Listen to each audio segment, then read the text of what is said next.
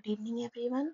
आज हम UKPSC lecturer chemistry syllabus 2025 का सिलेबस देखेंगे। आप सब जानते हैं कि स्क्रीनिंग की जो परीक्षा होनी थी उसे कैंसिल कर दिया गया है और इसके बदले में अब मेंस का एग्ज़ाम डायरेक्ट होगा आपका, यानी कि आपका जो एमएससी, एमए, एमकॉम में रहा सब्जेक्ट है, अब उसका आपका डायरेक्ट एग्ज़ाम होगा।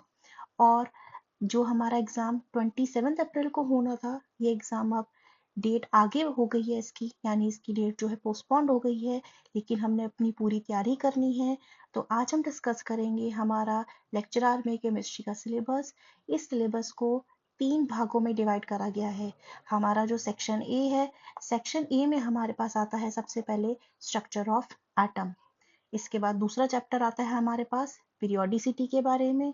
इसमें हम एटम की प्रॉपर्टीज के बारे में पढ़ते हैं, जैसे कि आयनिक रेडियस, आयनाइजेशन पोटेंशियल, ऐसे बहुत सारी प्रॉपर्टीज। इसके बाद आता है हमारे पास अगला chapter chemical bonding. Chemical bonding में हमारे पास बहुत इंपॉर्टेंट थ्योरीज आती हैं, जैसे कि वेस्पर थ्योरी आ गया, आपका वीबीटी आ गया, एमओ थ्योरी आ गया। ये बहुत इंपॉर्टेंट चैप्टर है अपने में ही। इसके बाद अगर हम नेक्स्ट देखते हैं टॉपिक, तो आता है हमारे पास न्यूक्लियर केमिस्ट्री, माफ कीजिएगा। इसमें radio activity nuclear chemistry chapter भी जो है, इसमें हम बहुत सारी चीज़ों के बारे में जानते हैं, जैसे कि रेडियो एक्टिव सब्सटेंसेस जो होते हैं, सॉडी फजान ग्रुप डिस्प्लेसमेंट लॉ होते हैं, एट्सेट्रा। नेक्स्ट जो आता है हमारे पास, वो आता है हमारा ऑक्सीडेशन, रिडक्शन एंड इलेक्ट्रोलिसिस। इस चैप्टर को भी काफ़ी इम्पोर्टेंट माना गया है, क्योंकि ये इसमें से क्या होता है ना, छोटे छोटे क्वेश्चंस आते हैं, आपके बेसिक क्वेश्चंस आते हैं। और अगर हमारी बेसिक क्वेश्चंस के ऊपर कमांड होती है ना, तो ये सभी क्वेश्चंस हमारे सही हो जाते हैं। अब हमारा जो नेक्स्ट आता है वो आता है हमारे पास एस ब्लॉक। एस ब्लॉक में जैसे ही हम जानते हैं, हम पढ़ते हैं अल्कली मेटल्स को, अल्कलाइन अर्थ मेटल्स को पढ़ते हैं। इसी के साथ साथ यहाँ पे हाइड्रोजन भी ऐड करा गया है। ये अपने में काफ़ी लेंदी चैप्टर होते हैं, लेकिन ये काफ़ी इंटरेस्टिंग चैप्टर होते हैं। नेक्स्ट आता है हमारे पास transition and inner transition elements, जैसे कि डी और एफ ब्लॉक जिन्हें हम कहते हैं। ये चैप्टर भी है, अपने में एक बहुत लेंदी चैप्टर है और काफ़ी सारी चीज़ों को कंप्लीट करता है अपने अंदर। नेक्स्ट आता है हमारे पास पी ब्लॉक। पी ब्लॉक जो होता है, इसमें हमें 13 से लेकर के 18 तक, यानी 13, 14, 15, 16, 17, 18 पी ब्लॉक के हर एक ग्रुप को अच्छे से डिटेल में हमें पढ़ना है, समझना है, क्योंकि इन्हीं से ही इनकी अलग अलग प्रॉपर्टीज और इन चीज़ों से बहुत सारे क्वेश्चंस बन जाते हैं हमारे पास। ये भी अपने में एक इम्पॉर्टेंट चैप्टर रखता है। नेक्स्ट टॉपिक आता है हमारे पास extraction of metals.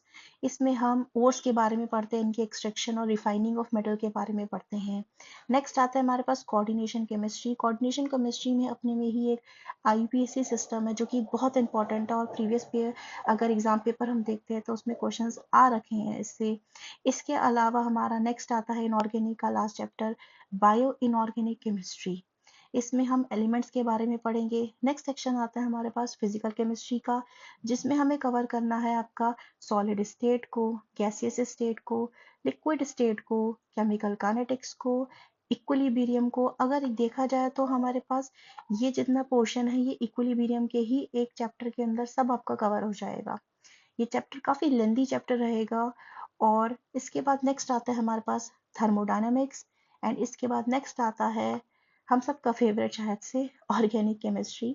Organic chemistry में जो है आपको बेसिक ऑर्गेनिक केमिस्ट्री के बारे में जानना है, जो भी प्रॉपर्टीज होती हैं आपकी, इनके बारे में जानना है, जैसे कि नॉमेनक्लेचर हो गया, यूपीसी नॉमेनक्लेचर जिसके बारे में हम पढ़ते हैं। इसके अलावा अलग अलग आपको चीज़ें जाननी है, जैसे कि इनकी एप्लीकेशंस हो गया यहाँ पे, और इन इलेक्ट्रोफाइल्स क्या होता है, न्यूक्लियोफाइल्स क्या होता है। ये बेसिक क्वेश्चंस है जो आप प्रीवियस ईयर के पेपर देखेंगे तो उसमें आपको ज़रूर मिलेंगे। नेक्स्ट आता है इसमें हमारे पास स्टीरियो केमिस्ट्री। स्टीरियो केमिस्ट्री का अपने में बहुत इंपॉर्टेंट चैप्टर है और कंपटीशन लेवल में अच्छे खासे क्वेश्चन इसमें से बन जाते हैं, काफ़ी कंफ्यूजिंग भी कर देता है ये। नेक्स्ट आता है हमारे पास aliphatic compounds. Aliphatic compounds, aromatic compounds, ये बहुत इंपॉर्टेंट है करने के लिए।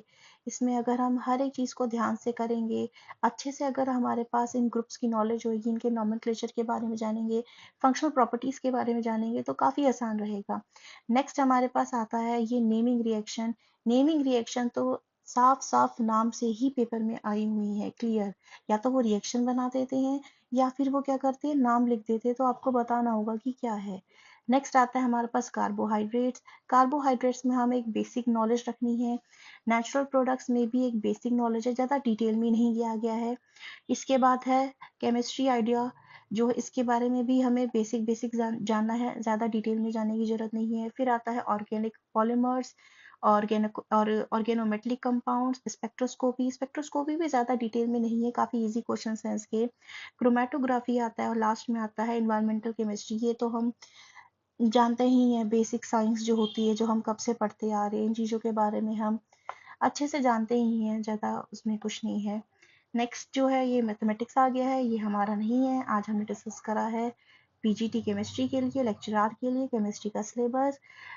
काफ़ी सारा सिलेबस है वैसे पढ़ने के लिए तो, लेकिन धीरे धीरे करेंगे, अभी डेट का तो आना बाकी है, नेक्स्ट कौन सी डेट को एग्ज़ाम होता है। लेकिन तब तक के लिए हमें मेहनत करती रहनी है, अच्छे से तैयारी करनी है, और best of luck to everyone. Thank you for watching this video, have a nice day.